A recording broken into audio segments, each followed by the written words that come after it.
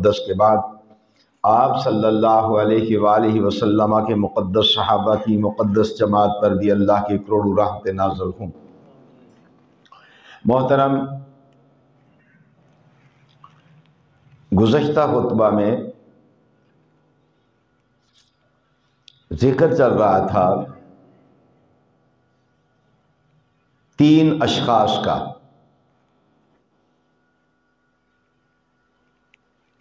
جو ایک غار میں گھر گئے تھے،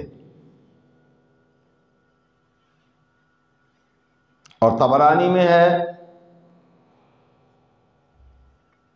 کہ وہ بنی اسرائیل میں سے تھے اور اپنے اہل و عیال کے لیے روزی کمانے کے لیے نکلے تھے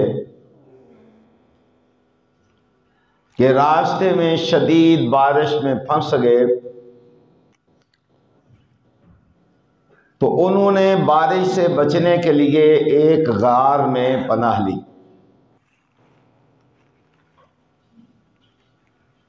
اللہ تعالیٰ کی قدرت کہ فواقع الجبل علی باب الکہف، جیسے ہی یہ پہاڑ کی غار کے اندر داخل ہوئے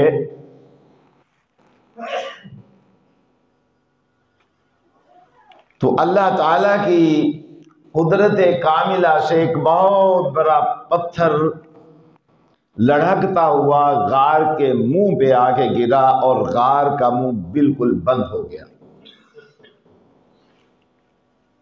ایک اور روایت میں ہے کہ اذ وقع حجر من الجبل مما يهبط من خشیۃ اللہ حتی صدفهم الغار، فرمایا یہ جو پتھر گرا تھا یہ اللہ کے ڈر کی وجہ سے گرا تھا۔ اب یہ صورتحال دیکھ کر وہ تینوں اللہ کے بندے سخت پریشان ہوئے اور غمگین بھی ہوئے۔ اپنی جو ان کی کوشش تھی، قوت تھی، طاقت تھی، اس کا پورا استعمال کیا، لیکن کامیابی حاصل نہ ہوئی۔ تو ان تینوں نے بیٹھ کے سر جوڑا اور آپس میں مشورہ کیا کہ کوئی ایک ایسی نیکی یاد کرو جو صرف اللہ ہی کے لیے کی ہو، جس میں دنیا کا کوئی عمل دخل نہ ہو۔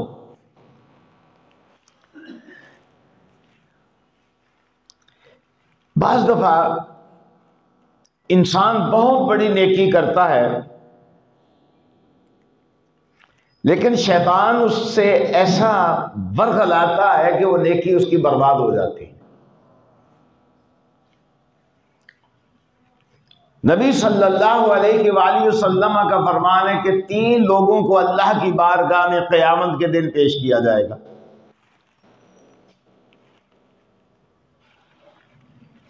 اور 3،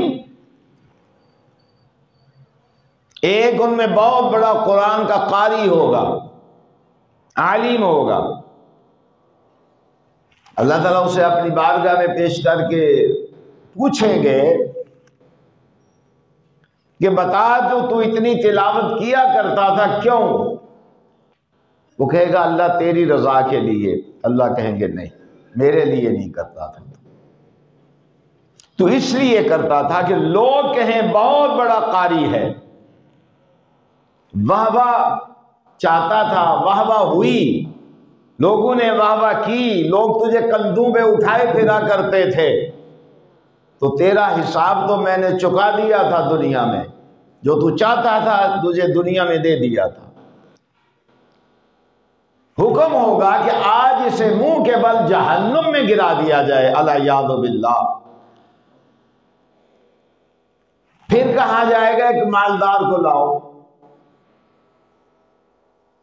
اب مالدار لایا جائے گا، پوچھا جائے گا بتا تو بڑا خرچ کیا کرتا تھا کیوں؟ وہ کہے گا اے اللہ تیرا دیا ہوا مال تھا، میں تیری رضامندی کے لیے خرچ کیا کرتا تھا۔ اللہ تو علیم بذات الصدور ہے نا جی، اللہ تو جانتا ہے نا کہ ہماری نیتیں کیسی ہیں۔ انما الاعمال بالنیات، تمام اعمال کا دار و مدار نیتوں پر ہے۔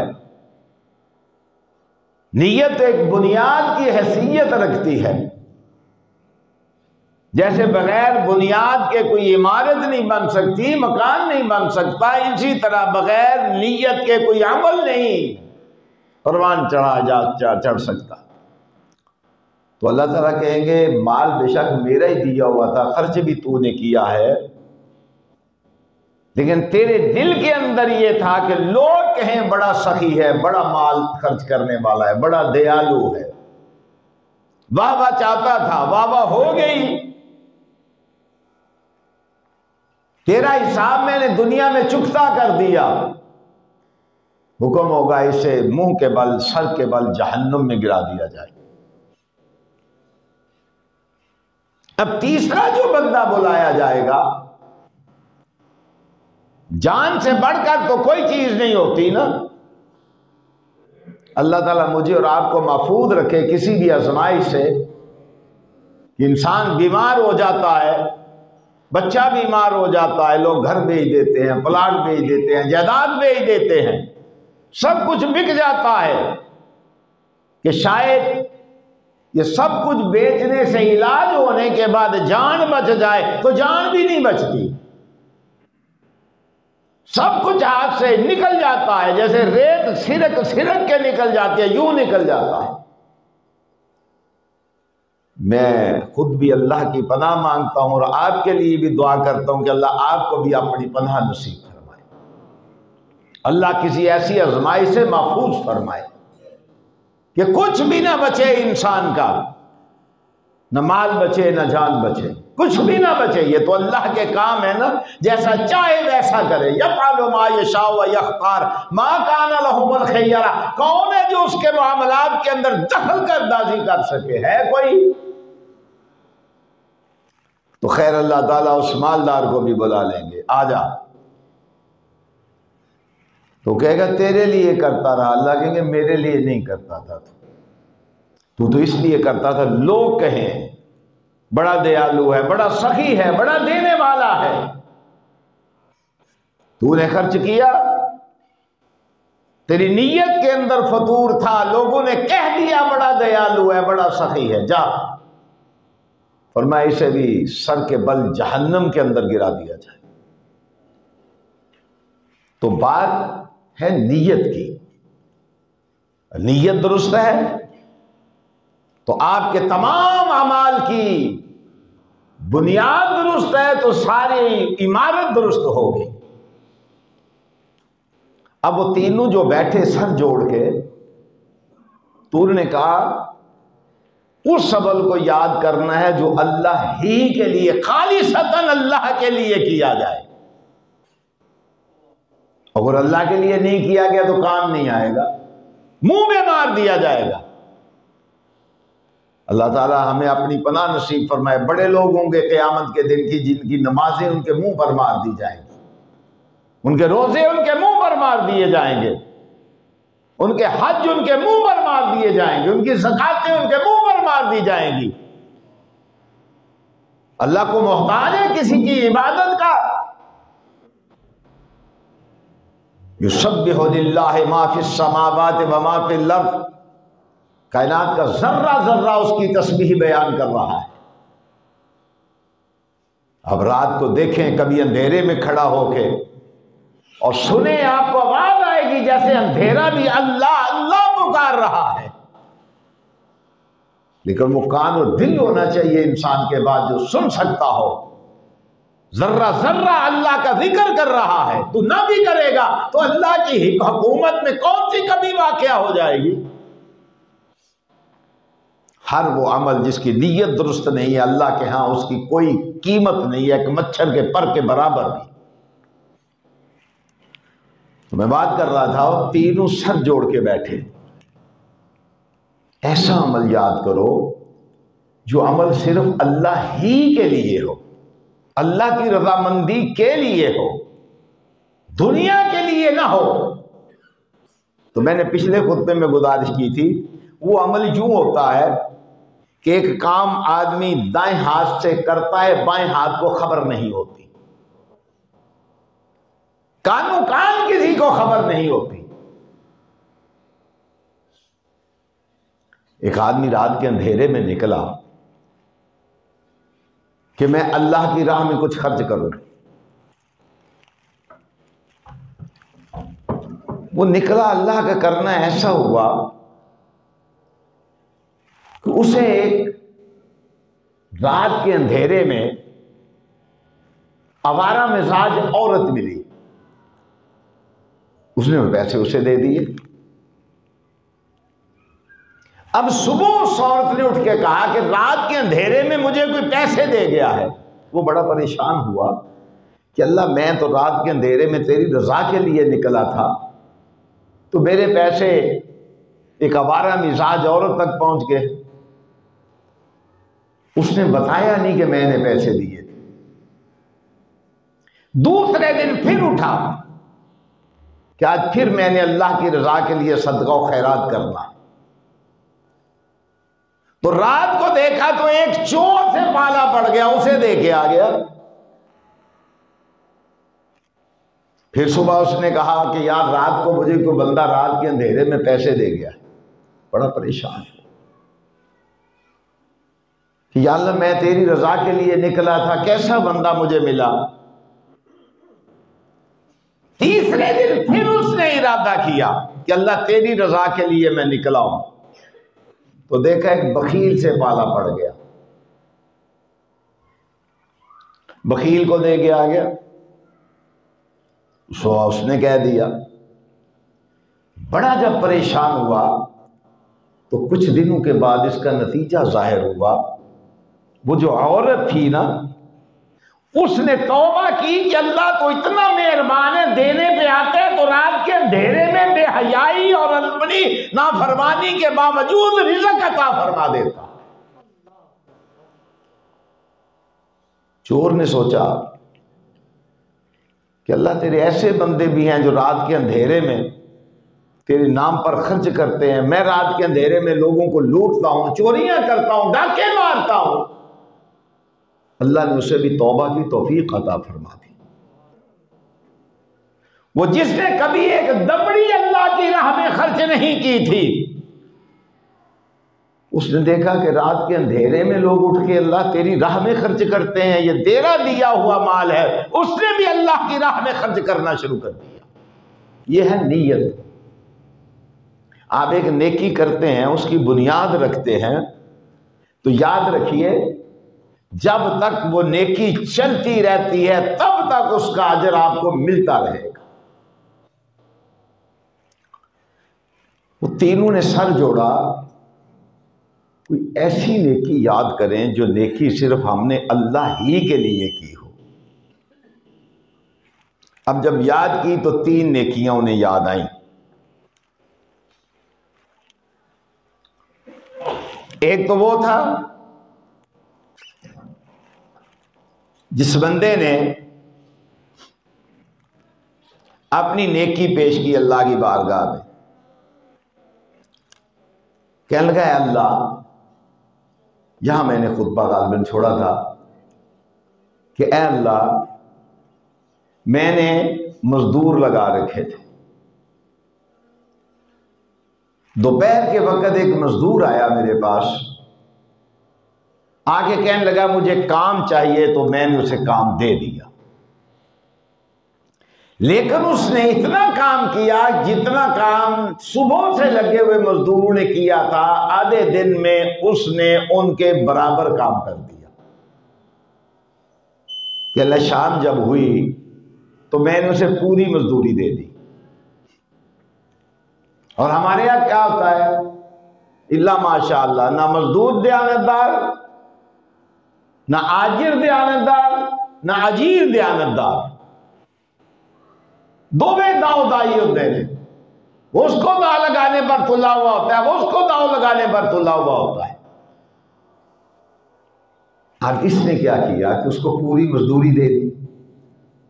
پہلے مزدور جو صبح سے لگے ہوئے تھے ان میں سے ایک ناراض ہو گیا، کہنے لگا اس کو تو نے پوری مزدوری کیوں دی ہے؟ وہ کہنے لگا مال میرا ہے، کام میرا ہے، مرضی میری ہے، کام اس نے پورا کیا ہے، میں نے پیسے دے دیے ہیں اسے، تجھے کیا اعتراض ہے؟ وہ ناراض ہو کے چلا گیا۔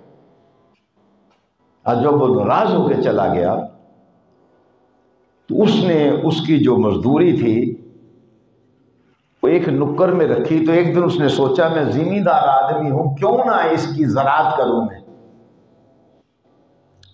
اس نے بیج ڈالا، پھل زیادہ آیا، پھر اس نے ایک گائے خریدی۔ حدیث میں آتا ہے حتیٰ کہ وہ ایک گایوں کا ریبڑ بن گیا، بکریاں بھی آ گئی، اونٹ بھی آ گئے۔ وہ بندہ کہتا ہے ایک دن میرے پاس بڑا ضعیف العمر آدمی لاٹھی ٹیکتے ٹیکتے دونی کمر والا میرے پاس آیا اور آ کے کہنا یا عبد اللہ اتق اللہ، یا اللہ کے بندے اللہ سے ڈر جا، میرا حق مجھے دے۔ کہنے لگا پہلے تو میں نے اسے پہچانا نہیں کہ یہ کون ہے، پھر اس نے مجھے یاد جب دلایا تو مجھے یاد آ گیا کہ یہ فلاں بندہ ہے، تو میں نے اسے کہا یہ جتنے مال مویشی ہیں سارے تیرے ہیں، لے جا۔ اگر ہمارا ملک ہوتا تو پہلے تو ایکسائز والے آتے یہ آیا کہاں سے ہے، ٹھیک ہے نا جی، پھر کوئی بڑا چودھری سیاستدان آ جاتا کہ ساڈا بھی حصہ کٹ، سانو نہیں دے، ہم بھی تو یاد رہتے ہیں نا حرام کھانے والے، ہمیں بھی تو ڈال نہ کچھ، ہمیں بھی تو لگا نہ کچھ، تو اتنا مالدار کیسے ہو گیا؟ لیکن نہیں، اس نے کہا یہ سارا مال تیرا ہے۔ اب اس نے کیا کہا؟ لا تستہزئ بی، میرے ساتھ مذاق نہ کر۔ کیا لگا واللہ لا استہزئ بک، مجھے اللہ کی قسم ہے میں تیرے ساتھ مذاق نہیں کر رہا، یہ سارا ہی مال تیرا ہے، لے جا۔ نیکی یوں تو نہیں ہوتی نا، اس کو نیکی کہتے ہیں، اس کے لیے چیتے جیسا جگر چاہیے انسان کا، کہنا لے جا۔ اب اس نیکی کو اللہ کی بارگاہ میں بطور وسیلہ پیش کرتا ہے، یہ ہے وسیلہ کہ اے اللہ یہ میں نے خالصتاً تیرے ہی لیے کیا تھا، اگر تیری بارگاہ میں میری یہ نیکی قبول ہے تو میرے حصے کا پتھر ہٹا دے۔ اب جب دیکھا تو پتھر اپنی جگہ سے سرکا، روشنی ہوئی تو امید کی کرن نظر آئی، کوئی دعاؤں کو سننے والا بھی ہے، کوئی دعاؤں کا سننے والا بھی ہے اور جواب دینے والا بھی ہے۔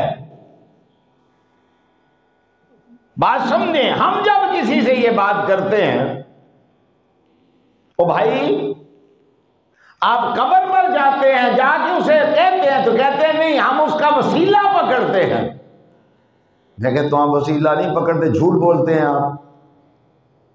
کہتے ہیں وہ کیسے؟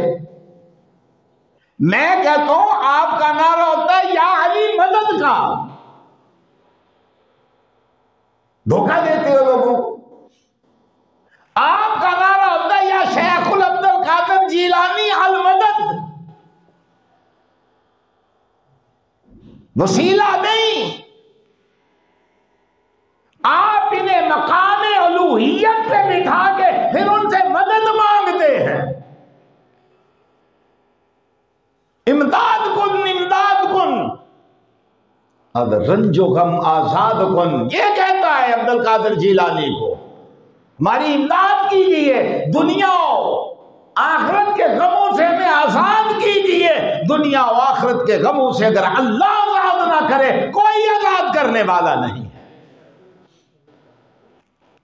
وسیلہ نہیں تو مدد مانگتے ہو، آپ سنتے نہیں، نعرہ لگاتے ہیں یا علی مدد، یہ وسیلہ ہے؟ نہیں، آپ نے حضرت علی کرم اللہ وجہہ کو اللہ کے مقام پر بٹھا دیا ہے۔